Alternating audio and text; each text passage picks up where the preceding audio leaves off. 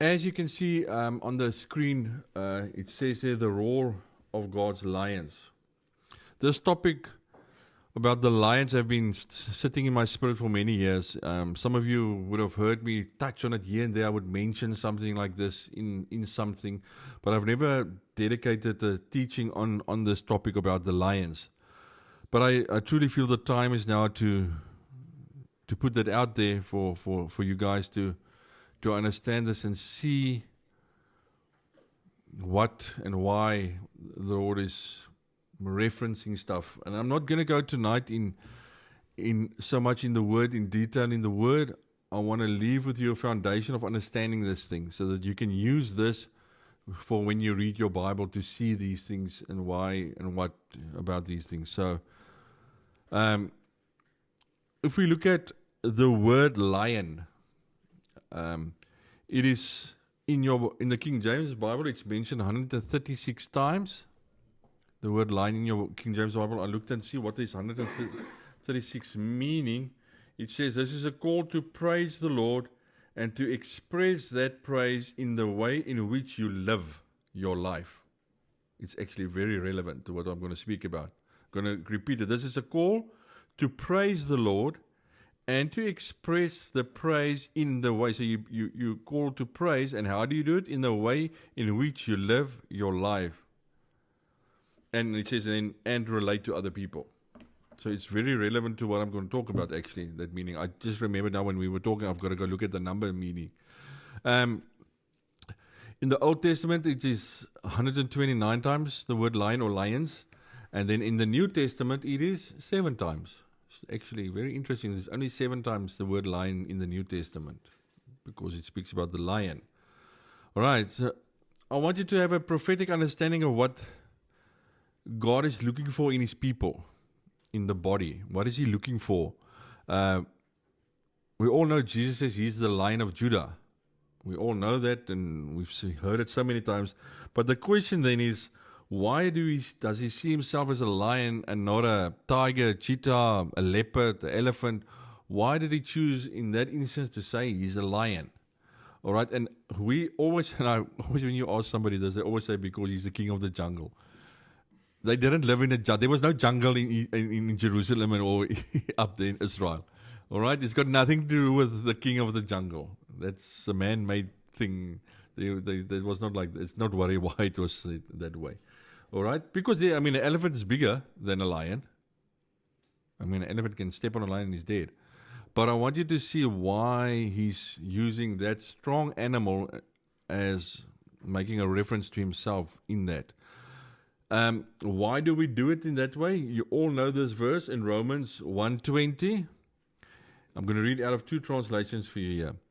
For the invisible things of Him from the creation, so the invisible things of God in the creation, outside, in nature, of the world are clearly seen, being understood. So you can see it and understand it by the things that are made. Where? In creation. Even His eternal power and Godhead, so that they are without excuse. So if you look at nature, it's saying, in layman's terms, and you look at what was made in nature, you can clearly see and understand God's nature, who He is in nature. All right, you understand that? And it says at the end, so that you are without excuse. So you have got to can actually see it. You don't have to go learn about animals. You can just look at their nature and you will understand what He's saying. You don't have to go do a study on it. You don't have to go do a university to study these things or become a pastor to know these things. You can just look at nature. He made it possible for every person to understand it. You don't have to have a brain to go and study for 4 years or 7 years. A normal human being can understand nature. Religion makes you want to go study for years and years and years to become dependent on your understanding of the scriptures, and not God's Spirit works through nature and the things you see there. And it says that you can see His power, the invisible things and the power, everything is out there in nature, all right? And don't make everything spiritual outside. when he tells you or shows you stuff, then you understand it. All right? So if he says like a lion, you go and look at a lion. It's not as if a lion walks now past you, it's now this or that. Who have you have looked into a lion's eyes, face to face? One. Yeah, like close, like as far as the camera is from me. That. Ja, Lydia. Oh ja, jy het al saam geloop. She's walked with lions. If that animal looks at you, he looks right through you. If that animal looks you in the eyes, you know it's looking right through your soul. It's a weird thing, the way his eyes are made. He stares right through you, and you know it. And you know you're nothing. You know it. Without him doing it, he can just stare at you. You know you're nothing. And he stares like through you. You actually feel weak if he looks you in the eyes. It's fine if he's just there, but let him look you in the eyes. I can remember in Joburg, I was there at a conference with my work, and we stayed in this place. We were glamping, and there was a fence right next to this glamping where there was lions. And we walked up there, and this big male lion was standing there, and he looked at me, and I looked at him, and you actually, I don't know how to explain it to you. You're weak.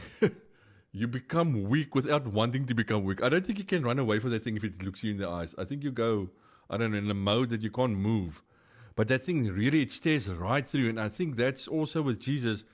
You can't hide anything from him. He sees right through everything that we have. And the lion in his eyes are like that. But yeah, just a side note. So I want to read you this translation. Opposition to truth cannot be excused on the basis of ignorance. Oh, and we love using ignorance as an excuse, eh? Because from the creation of the world, the invisible qualities of God's nature have been made visible.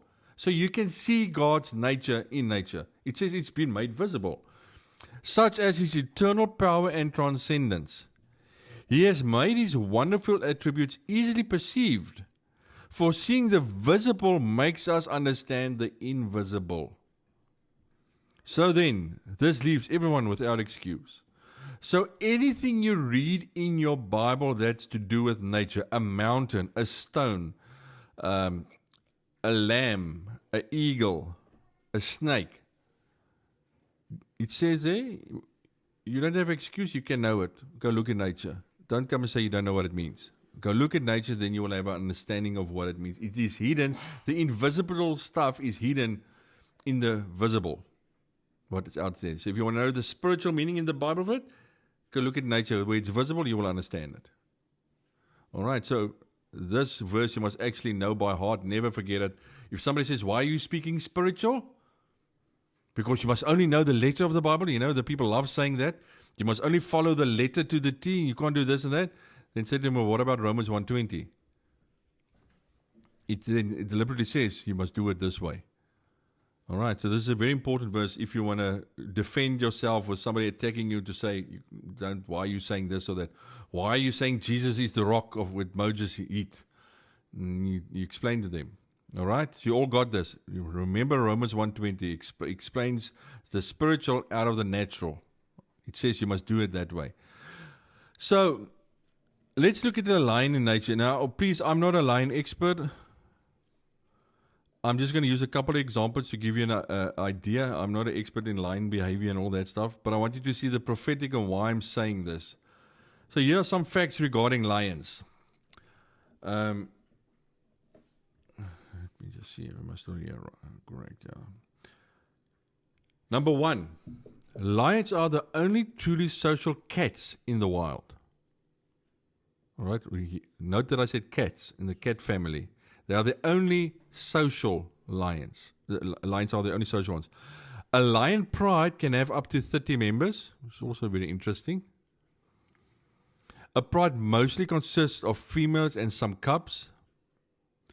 A male lion roar, its roar can hit 114 decibels to 8 kilometers. That sound that travels.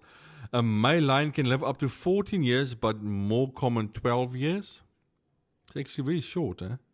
Fish live longer than that, if you think about it. But yeah, it's actually very short. If we look at fish, how old they get, It's just actually very young for an animal, other animal type to grow to. Females do most of the hunting, so they wash the dishes and everything. They sleep up to 20 hours a day. Males get kicked out of the pride around 2 to 3 years of age. Lions can't purr like other cats. They growl, grunt, and huff instead, and obviously roar. They eat and hunt fresh meat from the land. They're not like a hyena that wants rotten stuff and dead stuff. They want living things, fresh. They are the only cat family that has a family group. Think about that. They're the only one in the wild is a cat that functions in a family. All other cats out in the wild is 1 by 1 or 2 by 2. You look at all the cats, jaguars, leopards. They don't always function so much in a pride. The last one I said here, a lion, the male, will fight to the death to protect his pride. That's his main purpose, is to protect the pride. And he will fight to the death. If every other lion comes and challenges him, he will fight to the death for that pride. All right. It's actually funny, when another lion sometimes takes over a pride, they kill the babies. They kill the youngsters. It's actually very prophetic. Okay, so I said the lions are social cats. Let's look at the spiritually, the stuff that I just mentioned. I said lions are social cats. I said God's lions function in fellowship with one another. We're social. We're not antisocial. A lion is a social animal. He wants to be together with other lions. They don't live alone or secluded from other lions. And I said, yes, sons of God, which are lions. A lion speaks about sonship, not about believers. There's a difference. Sons is lions. They're different than all the other cats. Sons must be able to socialize and mingle with all types of people, whether you even agree or don't agree with them. You must be able to mingle with them. I said a pride is approximately 30 members. I went and looked everywhere. They all say more or less the same thing, 30 in a pride. I said God's sons must focus on raising the young towards maturity. And 30 can also speak of maturity. That's when Jesus was 30, he was mature enough to start his ministry. It speaks of maturity. The females and the cubs that's in the pride. I said here, for God's lions to function correctly in the body, they must have helpers and young children with them. If you are becoming a lion, you must have young lions with you, and baby lions, cubs, and females, lions, the workers. Females are the workers with you, and they will become then mature and have that with them again. That's how the circle continues. I said it roars and hits 114 decibels. I said we as sons must speak boldly and loud what we believe and in who we believe. When we speak, it must be like a lion. It must be heard. We're not timid. All right. I said your females hunt. I said it speaks of the church, the body. It must function as a unit. If you look at how female lions hunt, it's planned precisely. They work it out, how they trap the deer, whatever they're catching. The females have got a plan. They work together to catch the prey. So us in the body, we must work together in what we do. I said it sleeps for 20 hours. It speaks of sons being in rest in the Lord. We've got to be in rest to hear. Not busy with everything out there. People think if you rest, you're lazy, but if you rest in the Lord, that doesn't speak about physically resting, it speaks about spiritually resting. You wait for Him to tell you what to do. Then it doesn't matter if you took a while to rest, all right? It's very important to rest in the Lord. We've spoken about that many a times. I said here, sons of God, when they reach a level of maturity, the 30, they must start their own pride. Mature lions don't belong to a group, they lead the group. All right? The family, whatever you want to call it. I said, yeah, they can't. Sons will not speak as the others. We don't speak like the others. We don't go, the petrol prices, like we just said, that we made a joke about. We don't speak like the body speaks. In other words, focus on the negative stuff. Or what's the stuff they love talking about? The Antichrist. Who's the Antichrist the next? And can you do this or can you not do this? Or, all that stuff. We don't speak like that. All right? We must have a different language than the religious body. We don't function like the religious body. We speak differently. We don't go for the negative stuff. If somebody drops the negative stuff, we change it. We change the atmosphere by what we say. And it's something you must learn to do. So, I said, when sons or lions speak, they speak in the fear of the Lord and in the reverence of Him. When you speak, you know of who you're speaking, and you honor Him in that while you speak. Said about them eating the meat, the fresh meat. Sons will only eat or speak what the Father tells them. It comes from the Father, out of nature. We don't eat dead, rotten religious stuff, because religion is old, dead meat and stuff. We don't eat that. We choose new, fresh, living words that comes from the Holy Spirit that's alive. That's what we eat, sons. We don't eat old doctrines and stuff that's dead. And what did we call it way back in the day for the youngsters? We call it in your Bible, dove dung, davemus. There's a parable in the Bible where they ate the dove dung. Old religious stuff was good for a season. When they ate it, the food was good. Went through the digestive system of the dove, the Holy Spirit. But now it's dung. It's got no more nutrition in it. Yeah, it's gone. So, but they ate it. And today, I've said a lot of people still eat dove dung Sunday for Sunday or during the week. They don't realize that stuff's got no more value for their body to feed them. It's old. It's got no nutrition at all. All right? We don't eat that. We need stuff that's alive and living. I said it's the only cat family that's functions in a group. I said sons will be family of God focused, not denominational or doctrinal focused. We are family focused. A lion is focused on the family, to raise the young lions, and to protect the females and the cubs, the babies. We are there to protect. And the last one I said, they will fight till the death. Sons know their lion father was willing to die for them, and they will walk in the same love as he did for his people. All right? So, those are the things that you can look at a lion, how you must look at it spiritually to understand. Everything I just gave you is in nature. Do you realize that? Everything is what happens in nature, and you can understand why. So those are the things why Jesus is calling him. Jesus is saying, I'm a lion because I'm a family first. And then all the stuff that I mentioned. We function in a family. We raise in a family. So everything I just told you, that's why Jesus chose a lion as the animal to depict him. Out of some of the stuff, there's even more stuff. You can go look at the eyes, like I said. There's all spiritual stuff in all that stuff. The feet, the way his claws is made. How many toes he's got, it's all got spiritual meaning. All right? We're not going to go that deep. That you can do in your own time. I'm just showing you what you can do with a lion. That's why he chose a lion. So, unfortunately, we have a problem today with the lions. Lions today are not being allowed to walk according to their nature. I'm going to say it again. Lions, and remember when I talk about lions, it's not male, it's about mature people. Whether you're female or male, it doesn't matter. It talks about maturity, a lion, a male lion.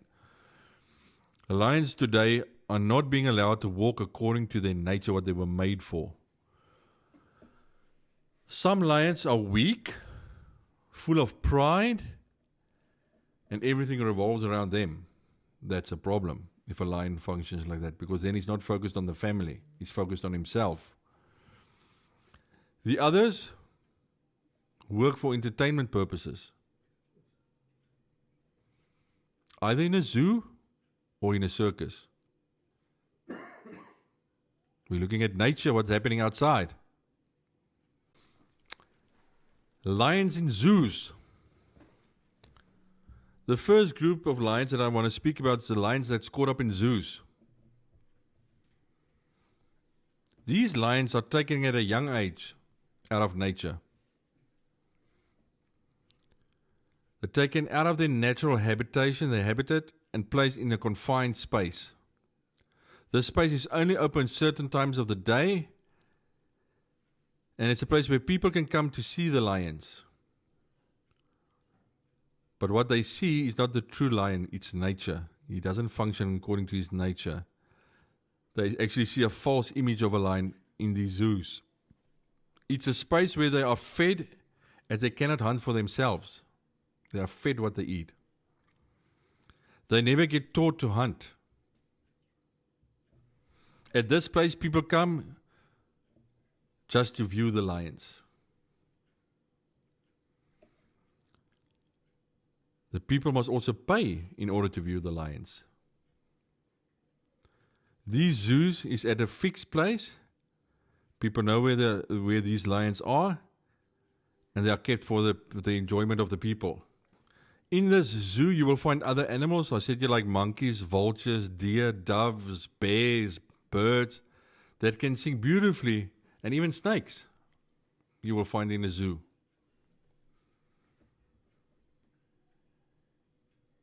In this place as a zoo, we're talking about here, these lions cannot function according to their nature. The zoo is built to restrain a lion. That's the purpose of a zoo, is to keep them in bondage, in cages. They're not allowed to roam according to their nature. The second group I want to touch on is this group here. The youngsters that we drove with us in the car this weekend, as we entered Hartenbos, there was a circus. And I said to them, don't forget the circus that you guys are seeing. Remember? As we turned in there, I said to them, don't forget the circus that we are seeing here. And what was on the, if they can remember, the cars that were standing in front that you faced the road, what was on the images on them? It was a lion. It's the main attraction of a circus. It's the lions. So the second group, as the first group, they are more or less the same, but are used in different ways. These circuses also use the lions for their financial gain. They're the main attraction.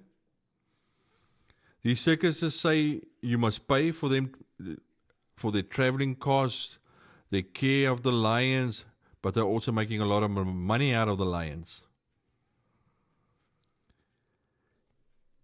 In these shows at the circus, these shows in these tents, because it's always in a tent, a circus, these tent ministries, circuses,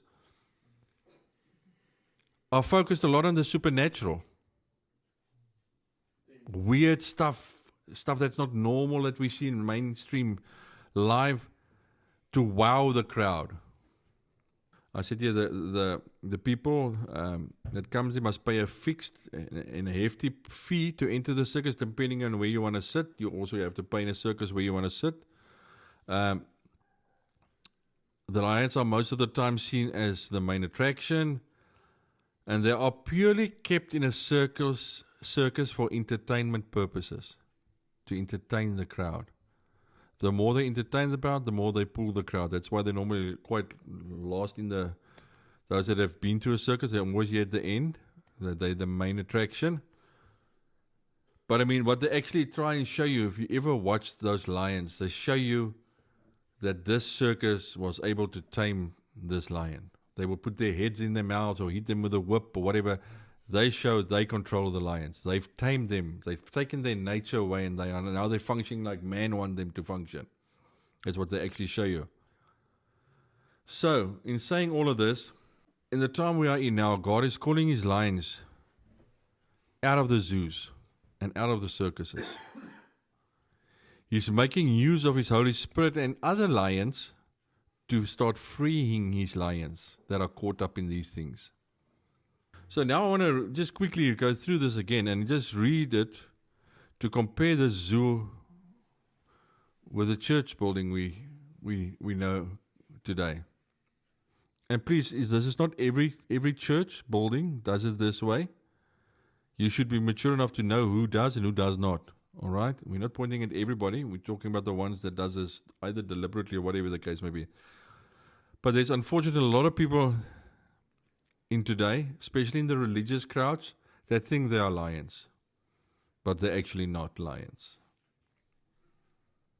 They're actually acting in the wrong species. A lion is born with a crown of a king. It's his mane. On that image, you can see the problem we have today with the lions. A lot of lions.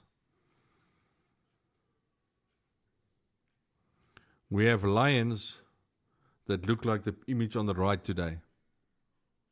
They're not pure in their nature, functioning according to their nature. The feminist lions and all those things that we come to know. Ne?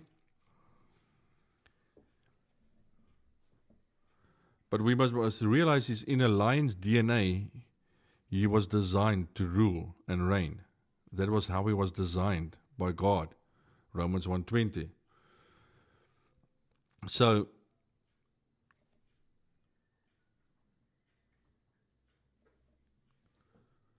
if some of you, if you haven't heard my teaching on the Lion King, that story, go look it up on my YouTube channel. Go listen to that teaching where this young lion didn't know who he was until he looked into the water and he saw his reflection of his father. And when he stepped back by seeing the reflection of his father and he looked back, he realized it wasn't his father's reflection, it was his own reflection. He looked like his father. He never knew that. He was acting still like a baby lion and he never realized he grew up and he's actually looking like his father. I did a teaching on that. It's a very beautiful teaching to understand your spiritual identity. That helps you to understand your spiritual identity. Who your father is will determine, if you know who your father is, you know who you are.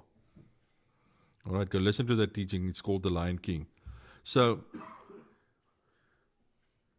if you know who you are, you'll walk according to that in humbleness. If you know who you are spiritually, you will not be full of pride. You will know who you are. If you don't know who you are, you will walk in all those wrong things. All right. What I want to say to the young lions is, don't get lured into the zoos or the circuses, because they can lure you with nice meat, nice food. You don't have to go catch it yourself. They will give it to you, and they will pay you even for that food. They will look after you. Don't fall for the lie of the zoo and the circuses, the tent bedienings. Nee? They've got nice soft chairs, nice music, flashy lights that lures you in. It looks so beautiful. But you don't realize that's not the nature you are called for by the Lord. Those things, unfortunately, are designed, most of it is designed by the enemy to entice you so that you will be placed in a cage and not function according to the Lord's plan.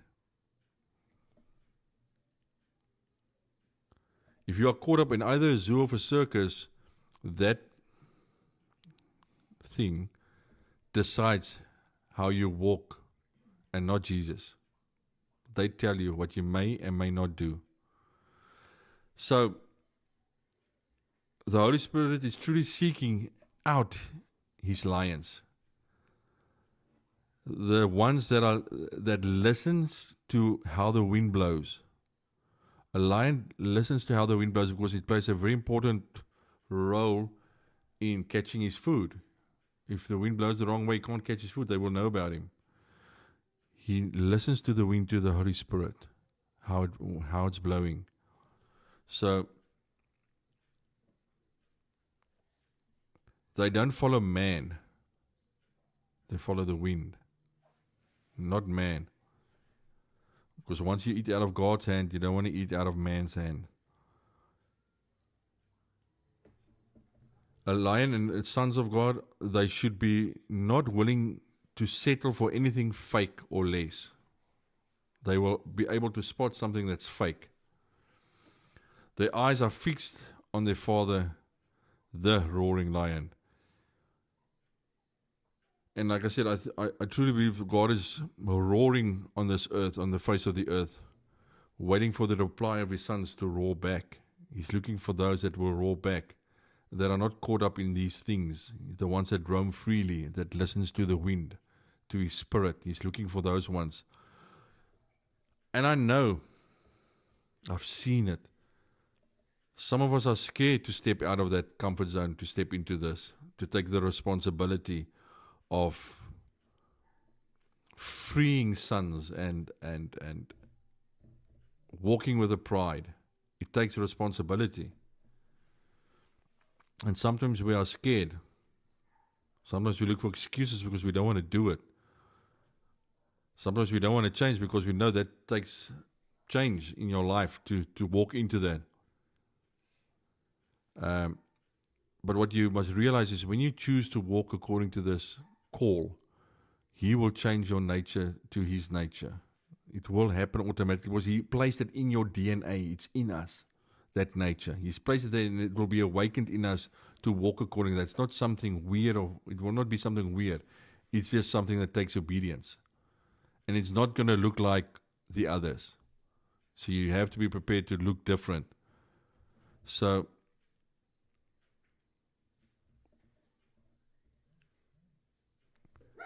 we need to make a choice in when it comes to being a lion and not fall for the things of the world. And God is looking for lions. The time we are in now is a time where God is looking for lions that are mature. So the young lions must grow so they can go out of the pride, not leave the family, go and make their own pride. They're still family with the previous one, but they also got their own pride. But they must be at a level of maturity before they can do that. And the Father will let them go when they are mature enough to go and do that. He knows when they are ready. Not the young lions.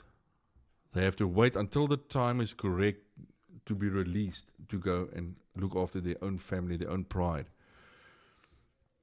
But He's truly looking for young lions, and how He's going to free the young lions that are caught up in religious places and things, in the zoos and in the circuses.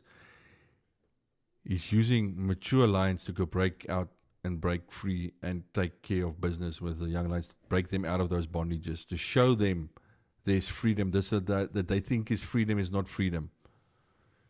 But He needs lions that are mature enough to be able to show the others they are called for more. There's a higher calling to their life than what they have now. They must step out of the bells and the whistles and the limelight and step into Him. But it takes a mature lion. You cannot be a young lion to try and do that. If a young lion sometimes go and try and take over pride of a mature lion, he can even get killed by that mature lion if they fight, because they fight to the death sometimes just to protect their pride. So if a young lion goes too quickly to try and get a pride, he get hurt. And that can cause him never to have a pride. He's got to wait till he's mature enough, other words, strong enough to face that. Because unfortunately outside there's a roaring lion, which is the enemy also. And he's got the one that acts like a lion. He's in control of the zoos and the circuses in most of the cases. Not all of them, but in a lot of them, he controls them. And he wants to act like a lion, but he's not a lion. Because he cannot be a lion. There is only one lion. And that's why the Bible says he is as a lion. The Bible doesn't say he is a lion. He's as a lion, the enemy. So, God is looking for lions that can break the chains of His young lions that are caught up in systems and places, or that are wandering out there in nature that don't know where to go. They need to be called into a pride where they can grow so that they can have their own pride. And that's why those that know me for a long time know, I always say to you, this group is not a group to stay here for your whole life. You can be connected your whole life, but at some stage when you get to some stage of maturity, you're going to have your own pride. You must replicate. You're not stuck to me. You don't belong to me. I must let you go at some stage. Still with me, but I mean, you must have your own responsibilities then. Like when you get younger. You're with mom and dad, and up to a certain age, then you get married. You're still with mom and dad. You go and visit them a lot. You're still part of their stuff that they do, but you have your own family now. It's the same thing spiritually. It works the same way. So, God is looking for lions to set these lions free, these young lions free. Because some of them don't know where to go. They don't even know there is a freedom out there. They think they are walking in freedom because they get looked after financially. But they don't realize there's freedom that they have never tasted. And they need to see a lion walking in freedom in nature to see what they don't have. Because if you haven't seen it, you're not going to know what is out there for you. All right, so I've got an image here. There's a photo of a young male lion and a more mature lion in nature. Like father, like son. Like I did that teaching on the Lion King. Can you see the huge difference between a young lion and a mature lion? How do you see the difference? Look at the mane. In the spirit, we that have walked this journey with the Lord, we can see when a lion is mature enough to have his own pride and when he's not ready yet. Or we as men especially, we always think we're ready for anything, but we're not. Trust the older lions to tell you, you're not ready yet. Wait a bit until you're ready. Because that mane shows how old the lion is and how mature he is. Or immature he is still. But if that lion waits, that young lion waits, he will grow into the same maturity than the male lion, the big lion. And he will walk in the same maturity and power than the one. And here, this last image I just want to show you. A pride of lions.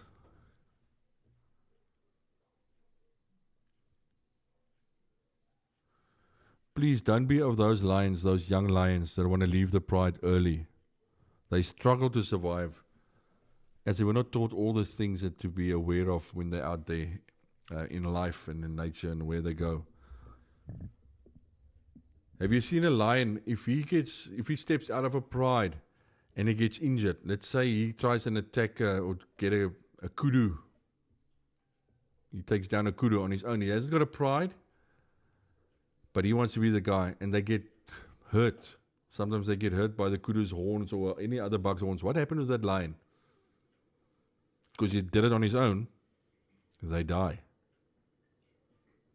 They will slowly fade away and die. I've seen so many documentaries on that thing. And that's a very spiritual lesson. Because remember, we're applying Romans 1:20. What's out in nature shows us how God is thinking and wanting us to act. Go look at young lions when they go out and they get hurt, injured out in nature when they do stuff on their own.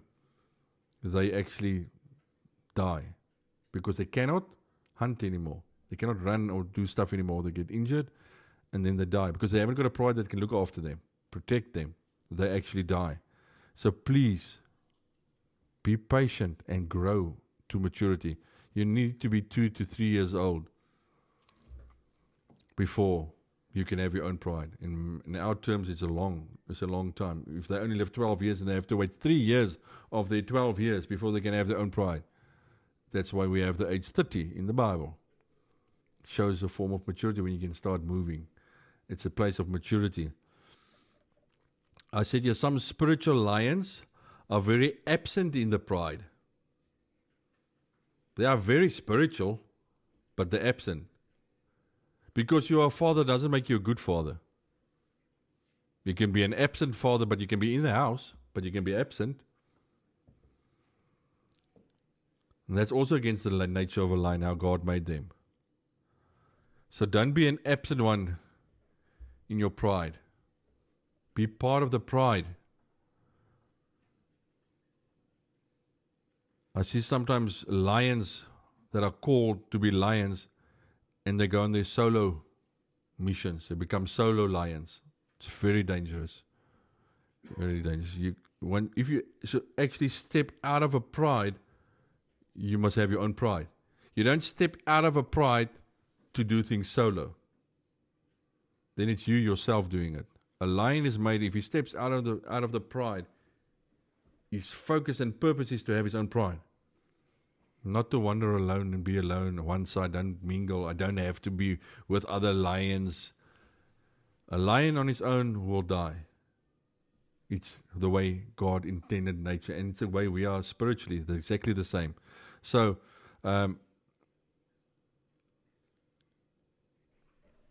thing that I thought of that's actually funny is, especially in the times we're living in now, you will all see, if you have seen it or noticed, circuses and zoos and places are struggling to survive with the lions in them because the people don't want them in there anymore. They actually boycott circuses that's got lions in them. Because why? They realize they are taking these animals out of nature. And that's why the people are standing up so that the lions are not allowed to be taken captive anymore. Why are we not doing that spiritually? Do you see how we're missing it? Out in the flesh, we realize it. But because we're so spiritually dull, we don't realize it. We should actually be in the spirit also like that, saying, free these young lions that's stuck in these places. They're not meant to be there. That's not their nature. But today we're all animal focused, not human focused anymore. The world's changed. If an animal dies, it's main news. If a person dies, you don't know about it. It's not on mainstream news anymore. So, I want to end. God is looking for His lions. So I really want to say to you, when the time comes, when you hit that maturity and your male lion tells you, you may go. Step up. Step out. You are called to step into a higher dimension than the other cats. Lions act and function differently. Don't let these systems rule over you. Connect with other lions so that we as the lions of God, the mature believers, the bride, the sons, that we can start breaking these religious chains. Like the world is saying, these lions are not supposed to be in a zoo and in a circus. It's our spiritual responsibility to start saying, these lions those are not the places where they're supposed to be. It's up to us to start saying this and releasing this in the spirit and in the flesh to say, this is not what we created for. But you need to know who you are and who's your father, the Lion of Judah, that we can break these religious chains. So you must ask yourself the question, will you adhere to the call when your father roars and he calls you? Because if he calls you to be a lion, there's things that needs to be done.